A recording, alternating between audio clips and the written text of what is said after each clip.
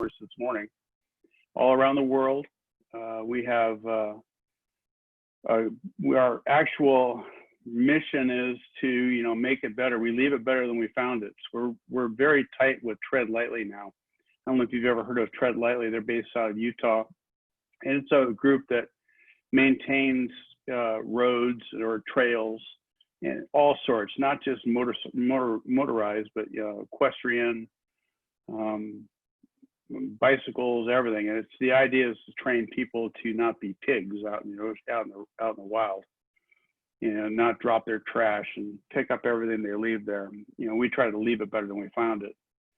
So that's one of the things we're very active in. We try to, we're going to be working with the National Public Lands Day, which is September 26th of this year. And we plan on having some sort of cleanup event somewhere in every state of the continental United States.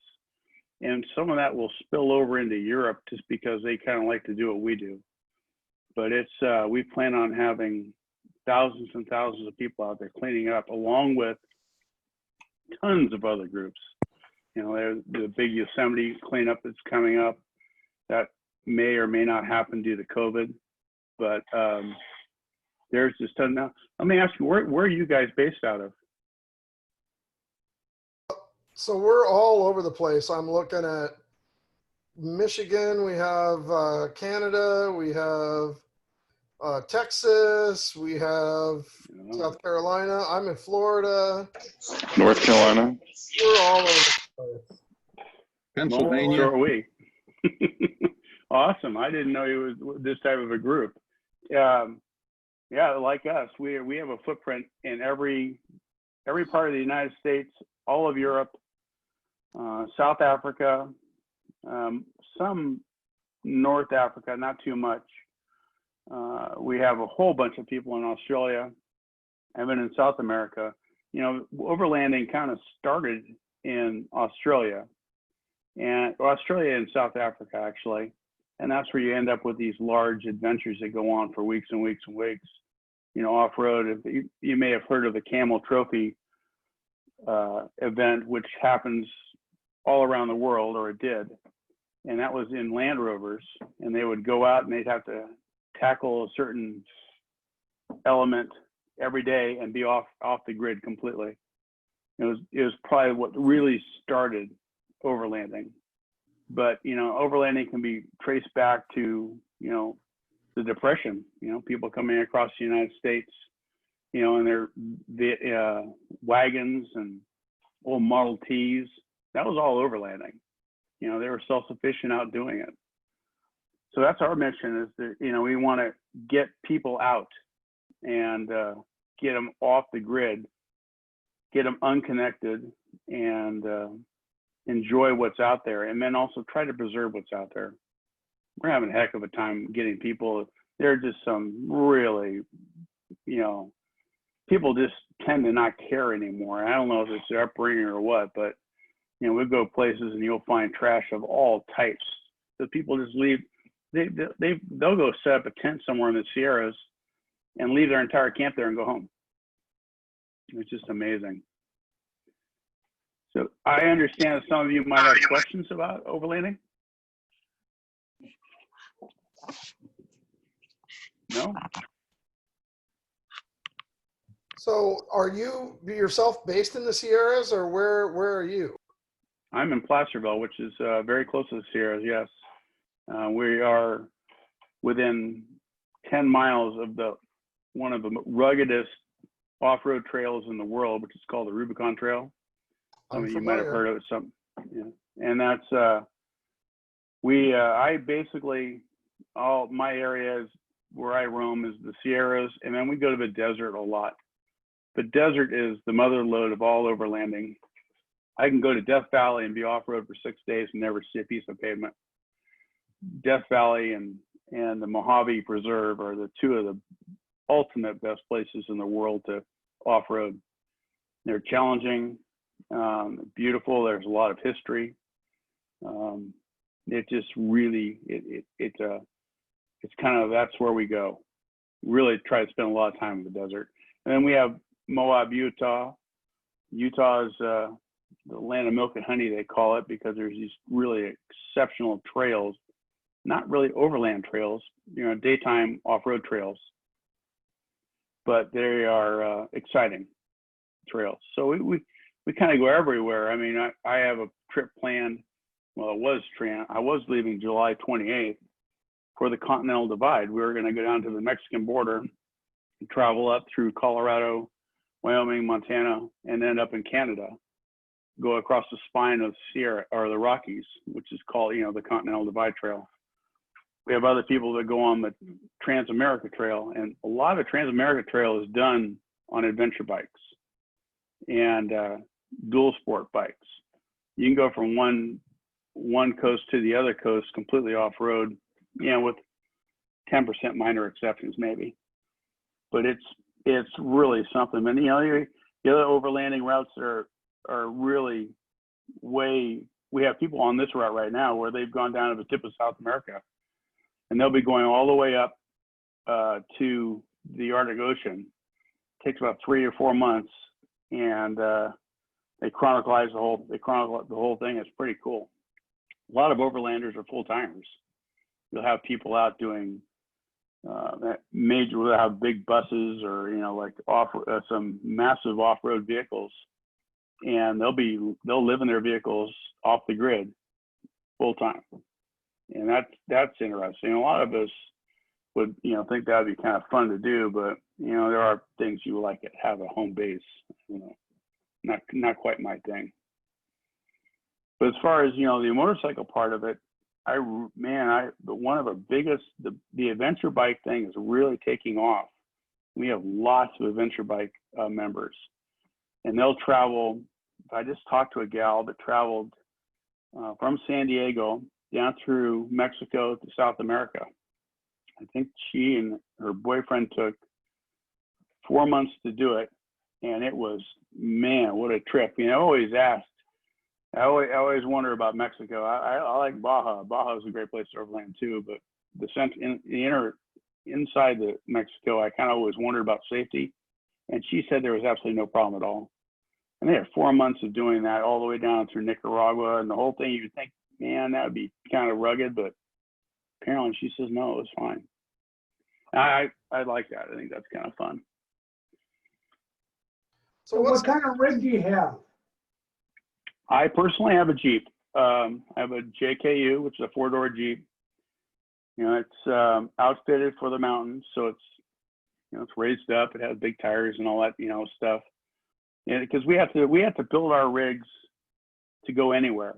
We're not looking for the hard trail, but we tend to find ourselves in a bad situation sometimes following a trail.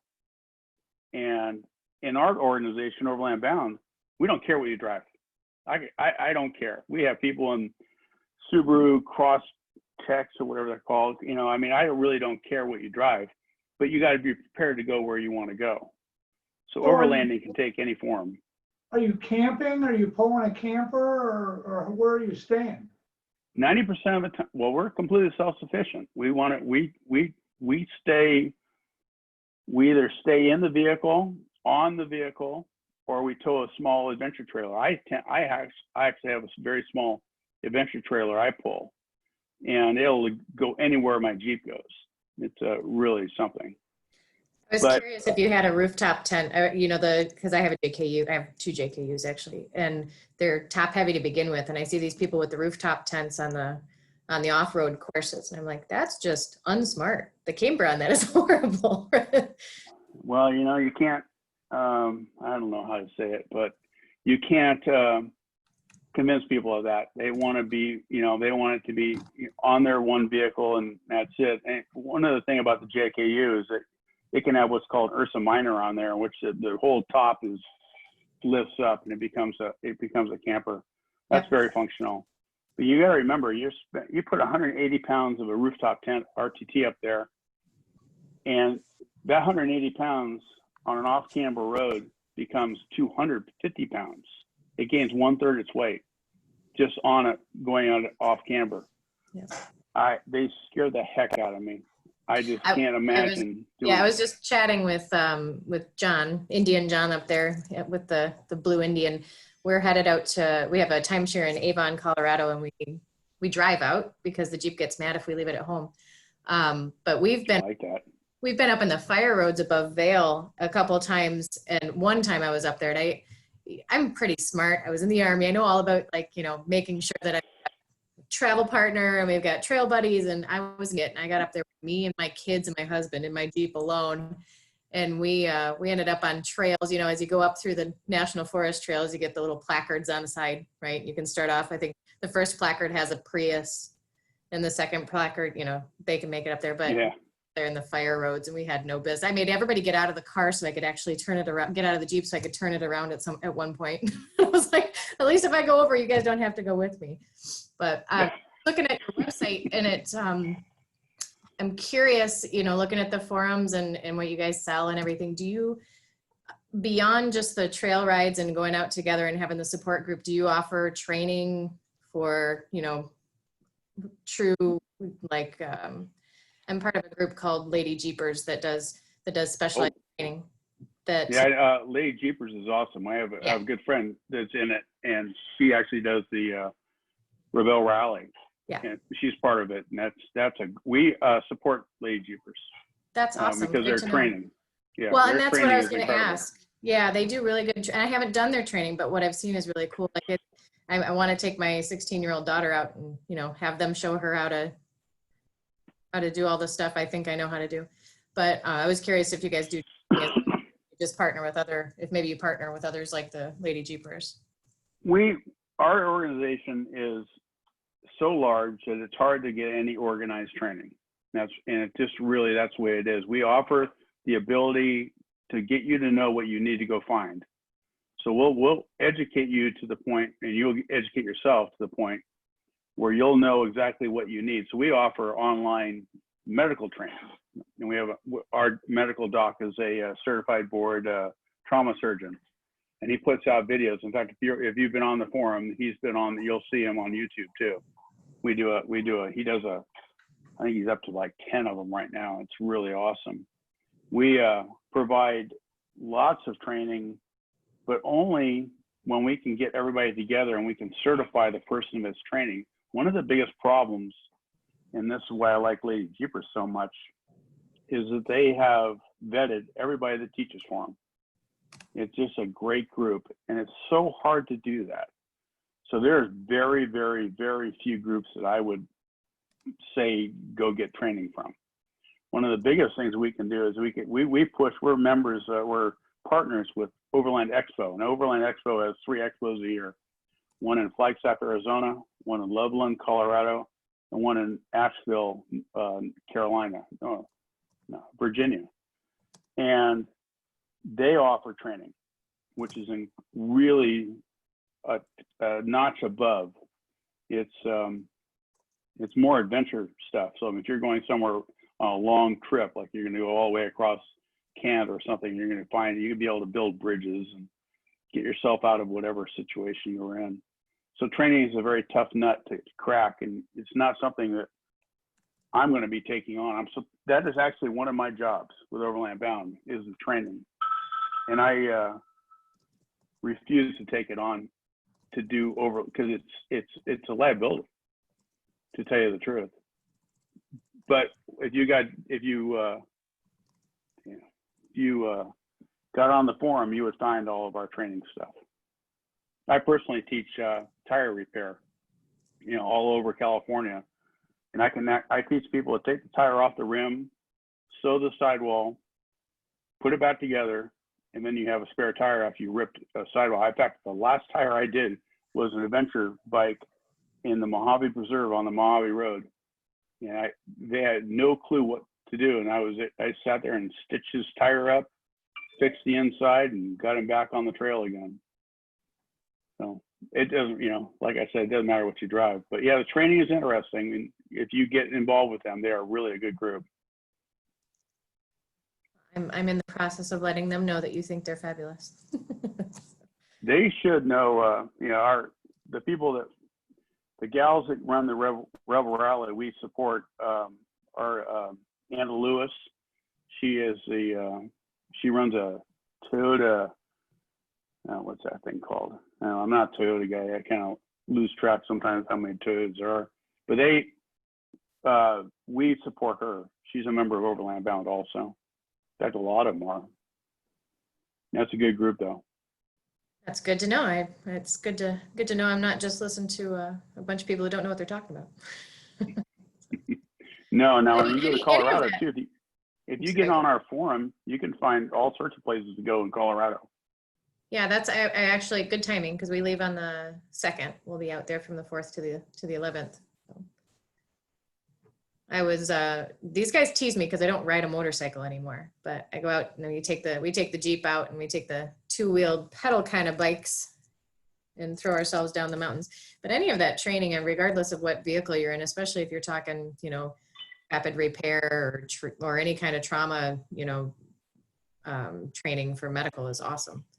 I'll have to take Brian. I think Brian Green there is probably our most, actually, Brian, you're gonna have to come with me when we go off-roading because I will probably run into something. I love trees.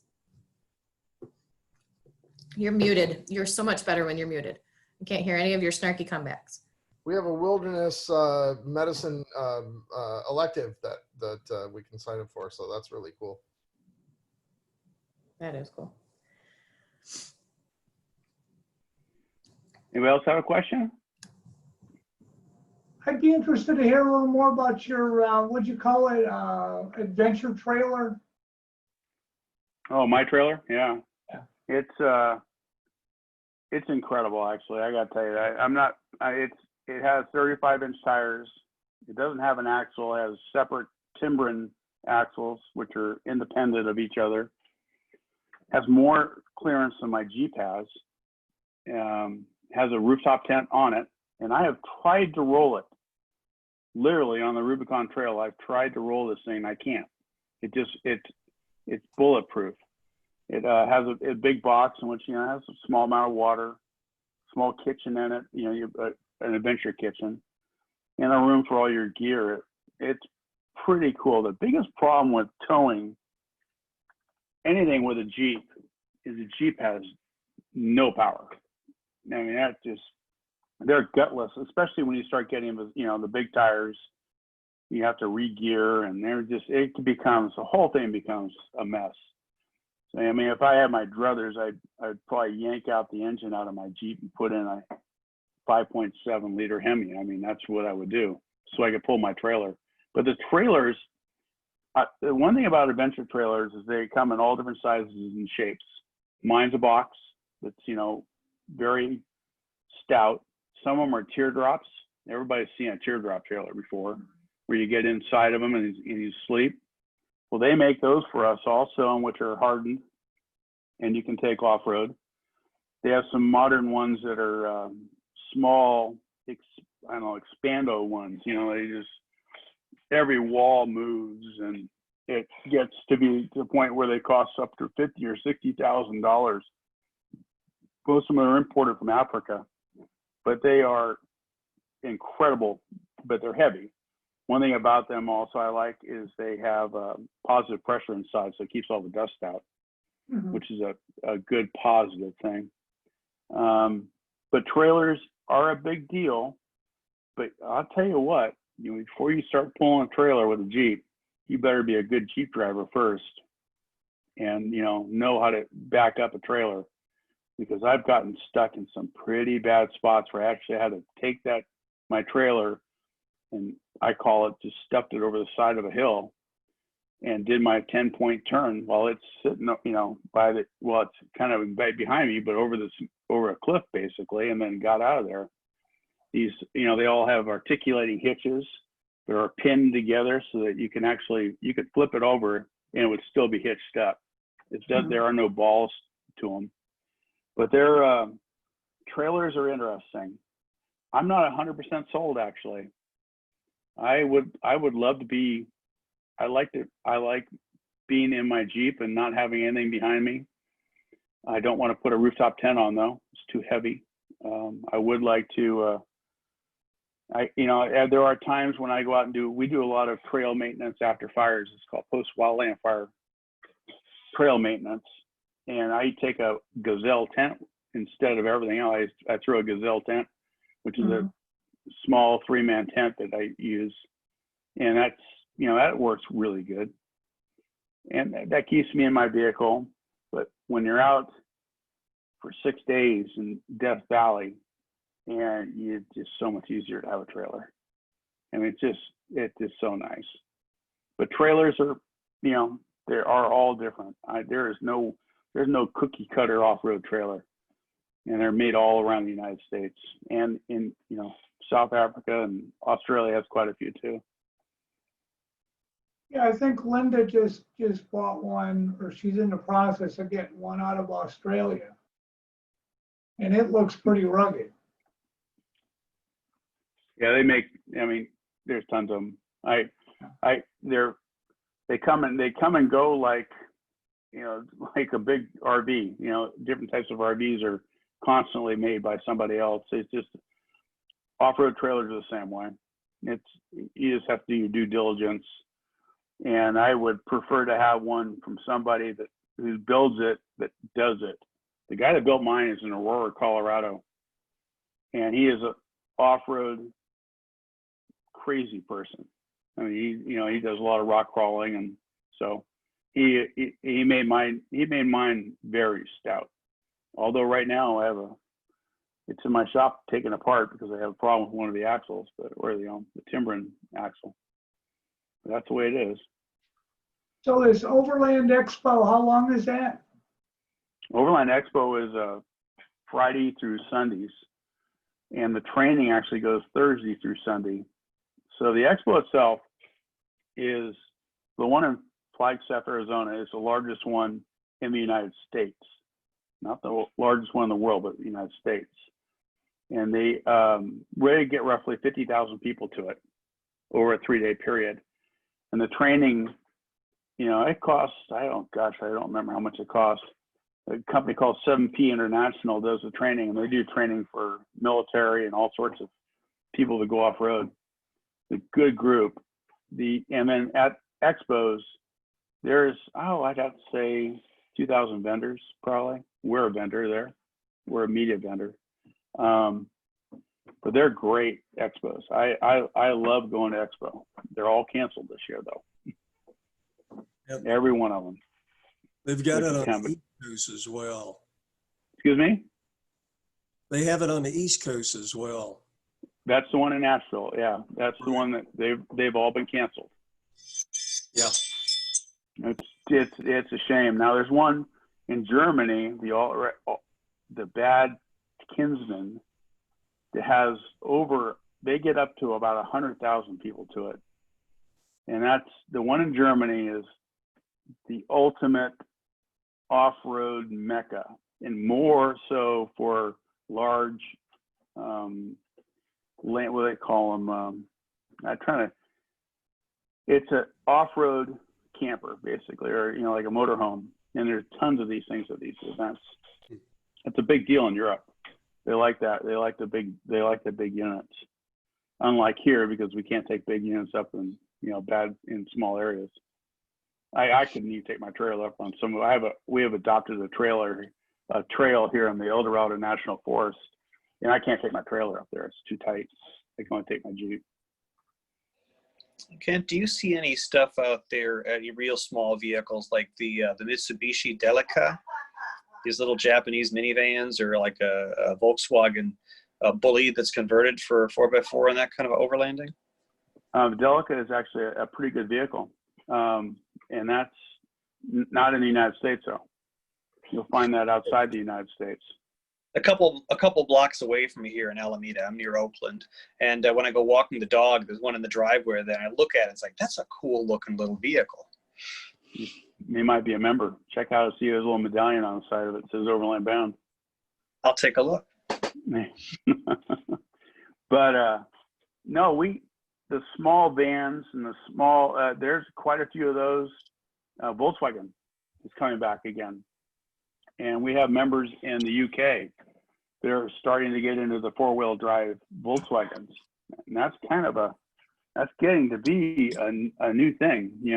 I want to be off-road or I want to be off-grid, but I'm not going to go rock crawling. I want to be comfortable.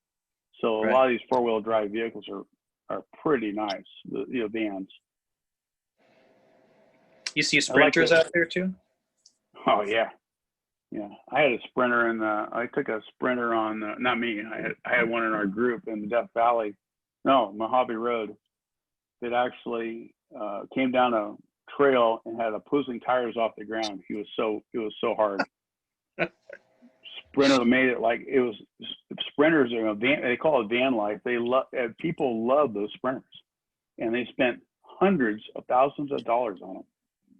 I mean, I'm literally that much. It's a lot of money involved. I have a friend of mine that's traveling full time now with one. Mm-hmm.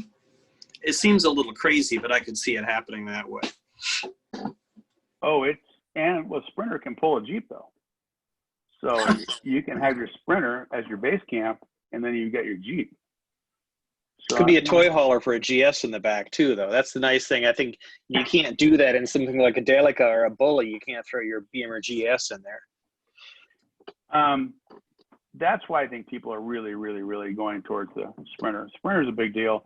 Sportsmobile used to make a really nice off-road van, and they've switched from a Ford Econoline over to the Sprinter. Now Ford's coming out with their vehicle, the Econoline again, which is good because it's this lower vehicle. Sprinter's rather tall, and we talked earlier about top heaviness, and that's really top heavy. So I have seen people with Sprinters that have huge racks on the roof, and they'll put a spare tire up there, and then they'll put a 270-degree awning, and I just get nervous. I get very nervous when I get too much weight up high. There's another vehicle I've seen in town here. It was one of those Toyota Jeep things. I forget what, like an old FJS, an old one. And it has pneumatic rams on the side. So if it tips over, they can just use the ram and flip it back up. Is it a short one? It's been a while since I've seen it around. That'd be an FJ40. Okay. Yeah, that's a very popular vehicle. And the FJ80, the bigger one, our founder Michael Murgia, they run an FJ80. 80 is just a big, like a small, how would you say it? Small SUV. I don't know, smaller than a Tahoe, but they're a good sized vehicle. They weigh a lot. Really doesn't matter what you drive. I mean, you can get anything off road. You'd be amazed at how far you can go in a full size pickup truck. I mean, full size pickup trucks with a pop up camper on the back is a great vehicle too. I would imagine that new Tesla Cybertruck would be pretty slick, once it's on the market for overland stuff. Assuming you can find charging places. It's ugly. It's ugly, but I think that I feel like those have really high-end torque. So, I mean, that doesn't necessarily, I feel like they're just going to get out there and the wheels are going to spin. Well, the best thing about anything electric, a full electric vehicle off-road is the ultimate, actually. You could not, it is the ultimate vehicle because all four wheels are independent. They all have motors, and the computer can sense when one is losing traction and one is not. It is actually it'll be the way things go, but it's going to take time. I don't think Tesla is the right platform. I think there's a couple of Rivian has one, and there's another one just now being done by a bunch of guys that do diesel conversions in Utah. Call them Diesel Brothers or something. They are building one, and it's a hydrogen hybrid, electric hydrogen hybrid. And that's another thing. But I'll tell you what, if I had the ability to put 4 separate motors on my all 4 corners, I'd be a happy guy. It takes all the guesswork out. What about that triangle shape and flex? Like, between a pickup and the body, you've just got the 2 rails of the chassis. And sometimes you'll see the thing torquing back and forth a little bit as compared to something that's a unibody construction. Unibodies don't work well in off-road. You need to have that strong box frame. And what we take and when we build our vehicles, the main thing we do is flex. And when I talk about flex, I'm talking about the ability for the axle. And I prefer a solid front axle. A lot of vehicles are not solid front axles, but you want to be able to, what is the difference in the flex between the front right tire and the left rear tire? You want that front right tire to be able to drop all the way and the other one to come up all the way. So that's the flex that we deal with, and keeping the frame straight. I'd rather do that than have the frame move. In the situations that we're in, if we had a unibody, you would eventually destroy it. There's no way. I don't want to depend on the frame or the body. I want to depend on the suspension. We spend a lot of money on suspension. My Jeep, Yeah. I can't tell you how much money I have underneath my Jeep. I was thinking about a few years ago, I was at Seika for USGP motorcycle racing, and in the infield, Land Rover had this test drive thing, and they'd set up, this little mountain and these banked things where you've got the left front and the right rear hanging over, and just kind of on two wheels as you go across this ridge.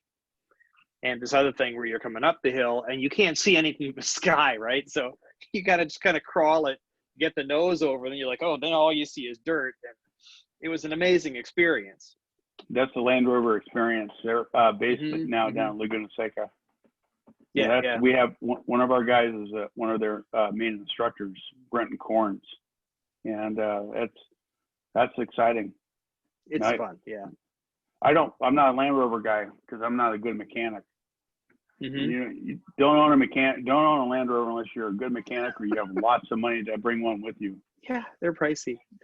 Yeah, it's not worth it. I mean, they're not reliable right now. In fact, the new Land Rover Defender was the original, off-road vehicle that Land Rover did, and the Defender now came out. The new Defender has independent front suspension. I mean, it's just it's not living up to what it should be. A good off-road vehicle needs to have solid axles. Oh. And what year is your JKU? Oh, it's an 11. I have an minivan 11 as well. engine. Oh, but you have a minivan engine also. I have an 11 and I have an 18. I struggled to find an 18 because they kept trying to sell me the JL, but that JKU that I have has 216,000 miles on it. The 11. Wow. Yeah. With the same engine? Yeah. Oh, you are a lucky person. No, I'm just an amazing driver. I don't know what you're. No, that's a 160,000 mile engine. Yeah, That's I know. a No, throwaway it's engine. fantastic. It's probably by far the easiest one I've ever had to work on. The 2018 I don't love. It's hard to get anything done. I have tiny hands. I still can't fit my hands in there. But Is that a straight six, Amanda, or is it the 18 the 2011? They're all V6s. They're all V6. Yeah. V6s? All Okay. JKs It's are been a while. V6s. Yeah. Okay. The straight sixes in the TJ, which ended in 2007. It was the last year of the TJ. Yep. And that's when they switched over to the JKU in 2007 too. Is there anything to be done about the horsepower and keep them reliable still, or is it just kind of a lot? I'll tell you what Jeep has done, and I don't know if anybody here is not an anti-diesel person, but Fiat came out with a new diesel for the JK or the JL, and it has 325 foot-pounds of torque. It's the most amazing engine in a JK that you can imagine. I've talked to a guy that drove one on a test track, and it is that's the power. That's where we're going to get our power. Now Amanda, you're at 11, you're 18 though, has an 8-speed transmission. Yeah. So that adds great power too. Yeah, and that's one thing that I noticed. It was actually good. So my boy child drives the 11 now, which is good because it's a slug. It goes real slow and it doesn't get broken when he runs into stuff. But mine's got a lot that I didn't expect when I first. There's some things I don't love about it, but yeah, I mean, from a getting around town commuting vehicle, it's pretty good. I haven't taken. Yeah, I like the 18. Yeah, but other vehicles. Conversions? There is. It's 5.7 liter Hemi engine from Dodge, and then the LS2 or LS3 engine from GM. Yeah. And the LS3 is in a vet, and the LS2 is, I don't think they put it in the vet, but they put it in the Camaro. All of those are complicated conversions. So if you live in California, actually quite a bit of the country now, they have carb regulations that are, I think that it is causing these new conversions to kind of go by the wayside. So I would do it in a heartbeat. I'd put a 5.7 liter Hemi in mine right now if I could get it smog legal. What about a diesel conversion? There's no smog legal, carb legal diesel conversion. Cummins makes a really nice diesel that they're putting in. It's a conversion engine you can buy. Can't have it in any carb state though.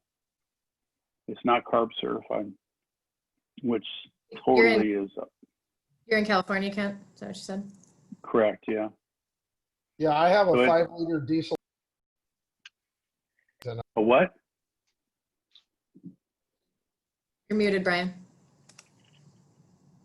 Sorry about that. I was holding my hand down. I have a 5-liter Cummins diesel in my pickup, and I love it. It's a great motor. Oh, absolutely. I have 300,000 miles on my Duramax diesel and my Chevy pickup, and I think it's the coolest engine on this earth. I think the Eco Diesel that's come out, like the 5s, it's interesting, but they're having problems with it, and it's not an engine you can convert over. What happens with some of these conversions? So carb is not just California. Everybody thinks it's just California, but many other states have adopted carb standards. And if you start to, let's say I want to put a 5.7 liter Hemi in my Jeep, it has to come out of a 4-wheel drive vehicle. I have to have all those sensors from the 4-wheel drive on that vehicle come with it, including the gas tank. And then you take all the parts out of the gas tank, and then you convert it over. And then you're better cross every finger and everything else that's going to pass. And you don't just go to the smog station. You have to go to a referee and have him authorize it. So it's not just something I wish I could just do it, but I can't. So I just suffer. I have I know kind of technical, but I have 513 gears in my Jeep, and that, it doesn't go very fast, but it'll go over anything. So that's where I get my powers, through gearing. Yeah, when I bought my truck, I looked at one of the Eco diesels, and they don't tow as much as the gas engine, so I was not impressed with that. So I ended up buying the Nissan Titan with the diesel, and I like it a lot.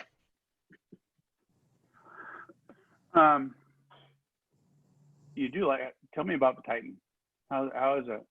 So I have, I bought it with about 20,000 miles on it, and I put about 20,000 on it. And the thing is a monster. It tows about 14,000 pounds, and wow. It's a 5-liter turbo diesel. I get, at 70 miles an hour, I get about 20 miles to the gallon going down the freeway. When I tow our RV, I get about 10. And it's just, the thing just runs and never hiccups. It's wonderful. I'm very, very happy with it. That's good to hear. I've not heard a lot about it. So I've heard a lot of bad things about the Eco Diesel, but not the Titan. That's interesting. The one I can't tell you how excited I am about this one for Jeep, because I think that's a game changer for Jeep personally. That's a great engine they put in this whole vehicle. So I'm looking forward to that. Which is good, because all the problems they're having with the JL, with the standard engine, they need something good. Yeah, the JL is, too bad. It's a shame that those things are happening. Our problem is the weird import standards that we put on diesels through the FDA, or not the FDA, I'm sorry, through the, help me out, the smog people, Well, it's actually DOT. There's all the regulations on it. Yeah. And so it's really weird to make diesels these days. They have all kinds of strange standards that are like unachievable. Oh yeah, the just the idling requirements now are incredible. I mean, I don't know. I'm not. I think we'll end up with electric vehicles someday, but I like the diesel right now. It's clean, it's powerful, it does everything I want it to do. I just don't see gas doing that what the diesel can do. But I think one of the biggest problems we have in this right now, well, I'll tell you, one of the biggest problems we have in California is these kids that buy the Dodge diesels, the old ones, and they reprogram them so they smoke like a sucker. And it's just, I think it's amazing. And everybody gets pissed off because then, they can put it to the air quality districts, and that's where our regulations come from. People being stupid, I think. There's no surprise there, and there's certainly no shortage of people doing stupid things. Yeah, it happens all the time. I see it all the time, especially off-road. I get totally burned out by it. In our organization, we try to educate everybody to do the right thing, and sometimes you just can't fix stupid. I hate to do this to you guys, but I have to get going. Well, I want to thank you for joining us. It was really wonderful to talk to you. That was great. We learned a lot. Yeah, And Kent, also, if you don't mind, check us out on Facebook and follow us, because we do quite a few of the speakers that we've had do overland biking as well, right? We've had a couple speakers from a group that tours Egypt last week to a group that does some extreme overland stuff where they buy new bikes and ride them through Nepal and then give them to the park rangers, right? So there might be a chance we could maybe get together and, if there's something that, or someone that you're hosting as a speaker, it might be somebody you could connect with. Yeah, I really think we have a big future in the adventure bike business, and I think we're going to get more and more of those. Yeah, and I posted in the chat. I was looking through some of the blogs as you were talking that you guys have on the Overland Bound site. There's a lot of this stuff that's applicable to us, even if we're doing long distance riding, or you're riding by yourself or whatever, as far as the toolkit, doing your tool roll and doing your first aid kit, stuff like that. So. Oh yeah. Link you guys in the chat if you want to check it out. Yeah. Well, if anybody has any questions, you can always email me at kent@overlandbound.com, and I'll answer any question you have, or if you have anything you need me to do for you. Especially if you're going to be in Colorado, Amanda, make sure you call us. Yeah, I might have to call you because I'm stuck somewhere and can't turn around. I need some pointers. We have that ability to find it. In fact, in that area, we have 2 member representatives. We have 58 member representatives around the world, and I think in that area, the Rocky Mountain region, we have 10 of them. So, there's a lot of help there. Appreciate it. Thank you, Kent. It was very informative. I enjoyed it. I enjoyed talking to you guys. It was fun. Thank you. I could talk about overlanding or off-roading forever, so it doesn't really matter. Once the kid's out of the house and I don't have to have the corporate job and all that kind of stuff. Yes, you guys, Horizons Unlimited, that kind of thing. And I'm trying to sell my old R65 and get into adventure bikes. And so then I might be looking you up for that kind of advice.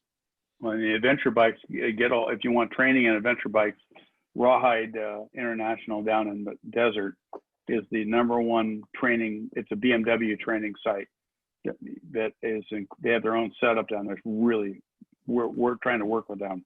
That's a good group. Cool. Jim Hyde is the guy's name. All right. Look him up. Something for us, Harold, right? Excuse me? Yeah. I said something They're for GSers. us. Yes. Yeah, I know Jim Hyde well. I've worked with him, and he does have a good outfit. Cool. Yeah, really good. He's one of the originals that he started in overlanding. He did a lot of overlanding. Jim Hyde did. Then he started the bike thing. So he's been all around the world on the bike.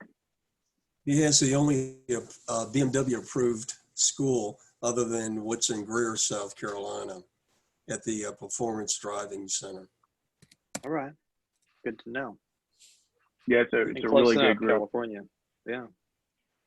It's down in the desert, Palm Desert, I believe. Yeah, somewhere down there. yeah, somewhere down there. Cool. All right, people. Thank you very much for having me. Thank you. Thanks, Kent. Thank Great. you. All right. Yeah, nice to meet Signing you. off. Thank you.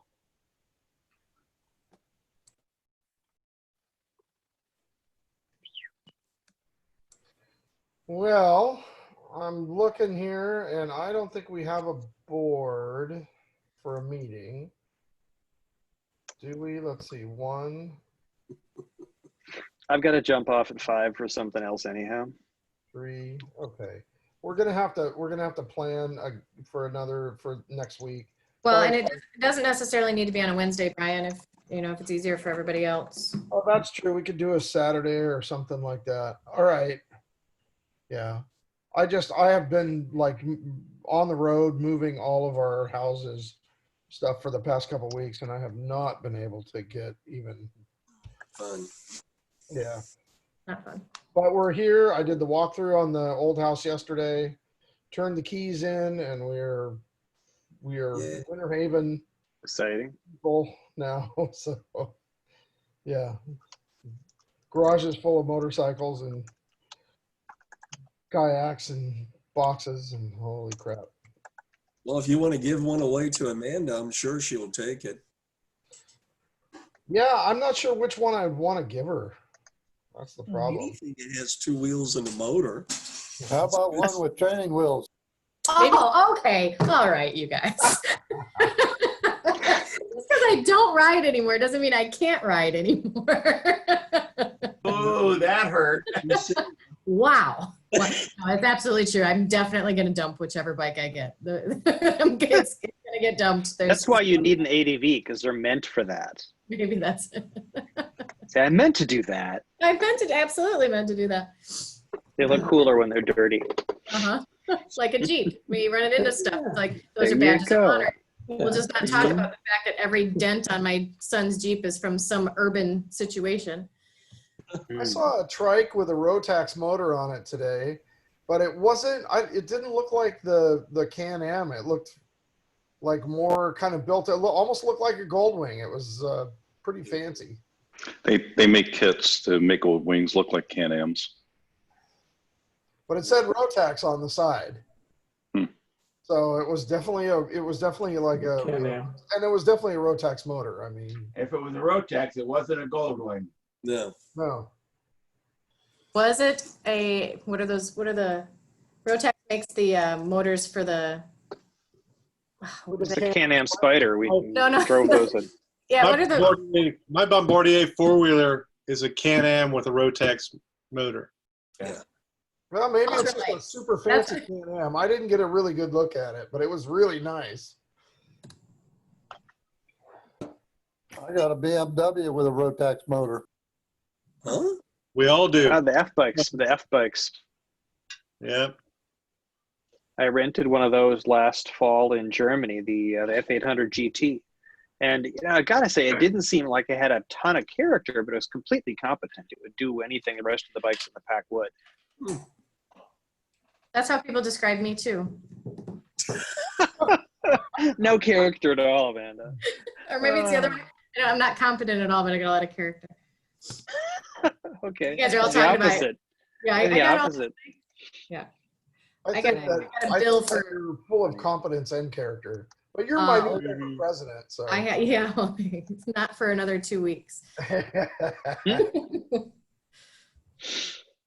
I think I officially get sworn in tomorrow by Karen with the rest of us Stuckies. Exciting. Sworn in or sworn at? Yes, all of the above. Yeah. Hey, going back to your comment about dumping a bike. Hey, if you don't dump the bike, you don't know where the limit is. That's true. I wouldn't want to have a bike I couldn't pick up, and I don't know how I'd learn that unless I dropped it. Right? There you go.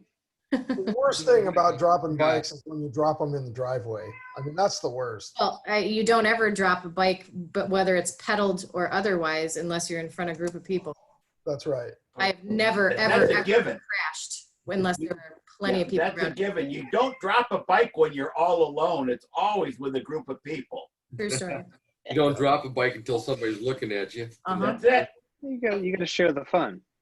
Actually, that cop course I took, the first 2 hours of it, they were teaching you to drop the bike and bringing it back up. That's Really? part of it.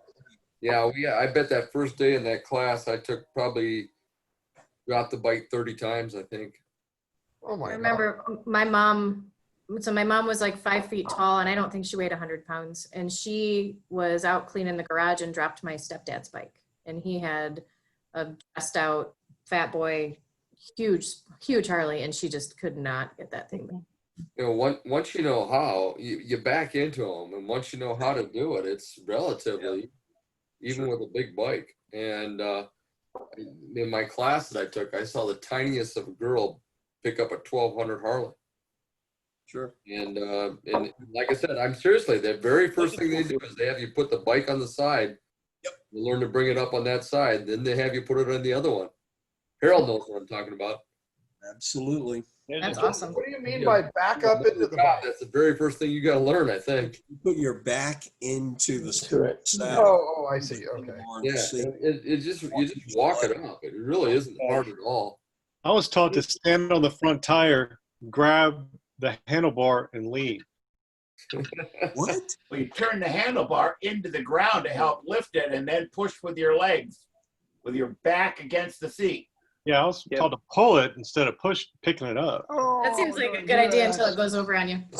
Or you do like me and buy a Can-Am, then you don't have to worry about dropping. There you go. Make sure it's in gear before you try to pick it up, because they do roll away. Oh, yeah, I guess they would, wouldn't they? Make sure So you lock your knees, bend at the waist, and lift with a jerking, twisting motion, right? Yeah, jerky. Most fun is watching somebody get it up I'm a chiropractor. and dumping it over the other side right away. So what do you use for handle? Do you use the handlebar and the seat area under the seat, or where do you? Yes. All of the above. You pull the handlebar into you, you grab under that seat, and you put your back into the saddle, and you just walk backwards. Walk it up. Yeah. It sets right up. Yep. Well, you guys are making it sound easy. I mean, it's still a little bit of a challenge, but it will come up that way. So you're saying from the side that it's That it fell over. Yeah, the low side. on the low side. Okay, yeah, not okay. Yes. Okay, so you're on the side of the tires. Correct. No. Yes. Tires are You're way. on the inside where it fell Tires over. are your pivot point back up. And All you- right, raise your hand if you have an advanced degree in physics. You put it- That means you don't have any common sense. you put the Ryan, do we small- have time for a happy find? You put the seat in the fuel tank and pushing it up. I'm Yep. pretty sure that's not advanced physics, David. That's a simple machine, if I recall. Well, I'm using the tire as a fulcrum. Yep. There you go. I'm That's applying it. force. Yep. Ah. Okay. David, did you finish? Are you done? Oh, that's another degree. I've my doctorate in education. I'm going to defend my dissertation in November. Okay. Do we get to watch? Is it going to be online? Want some practice? Yeah. It'll be fun. So yeah, it was supposed to be August, but because of COVID, it's going to be November. But I'm finalizing my dissertation now. I'll defend at that point. What's your thesis? It deals with collaborative learning and astronomy, undergraduate astronomy class. Mm-hmm. My son's going to school at Louisville for education. I have a degree in All right. physics. I have a degree, advanced degree in teaching, STEM education, and now I'm going to have an education doctorate. So. He wants to do special ed and sign language. Sign language is very cool, and there's a huge need for it. And you know, everything we do has to be closed captioned, and it's a good field. Yeah, he's his linguist mom. That makes his linguist mom's heart happy. Oh yeah, I bet. Trying to listen to him learn Latin, on the other hand, not so much. So My son is he is a Spanish major, and he before COVID struck and we brought him back from Spain, he was over there in Malaga, and he was teaching over there. But he's going to go into the Navy as an officer when he gets out of college, and he's going to they used to call it CT. I don't know what to call it anymore, but he's going to do signals and interpret. He's going to be an interpreter. He's going to be a crippy. That's what I was. Yeah, my brother's a crypto, so Yeah. keep it in the family. So keep Is he going to do Spanish, or is he going to try to get them to send him out to California to do another language? That's what I would do. Well, he's going to do Spanish, and he also speaks Italian and French. Everyone has to go to California that does language, and then my brother works for our rich uncle in Colorado, so he may end up working for DOD or something after that. I'll tell him he should call me, and I'll hook him up with a job. All right, cool. I'll have him working for me. I'm a great. Nice. Tell him. We don't do any signal stuff, but I can definitely help him out if he wanted to get into any of that kind of stuff. I think me, Jim Dodmead. I was at DLI. Yeah, Scott went to DLI as well. Korean. Yep. I asked for Spanish and they laughed at me. Yeah, I imagine. Well, I'm thinking that he'll probably be either listening or surveilling South American countries or Mexico. Plus, I'm curious with his background already in French. He's a great candidate for Arabic. Just yeah. You might be thinking he's doing one thing and then he won't be. That's true. Folks, I got to jump off. I've got another actual work meeting. So You, Scott. West Coast. I know. They suck. Schedule. All right. Catch you all later. Scott. Bye. Have a good week. Good night, all. All right. Good night. Bye, Glenn.